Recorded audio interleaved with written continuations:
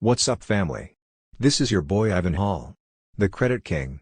Be careful of the number of inquiries on your credit report. Every time that someone looks at your credit report, the inquiry is noted.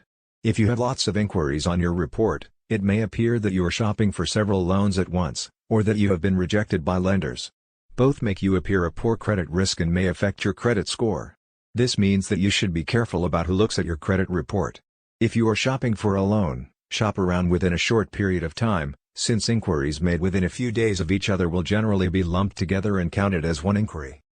You can also cut down on the number of inquiries on your account by approaching lenders you have already researched and may be interested in doing business with. By researching first, and approaching second, you will likely have only a few lenders accessing your credit report at the same time, which can help save your credit score. For more credit tips, credit hacks, and credit repair secrets, subscribe to our YouTube channel or visit us online at thecreditking.com.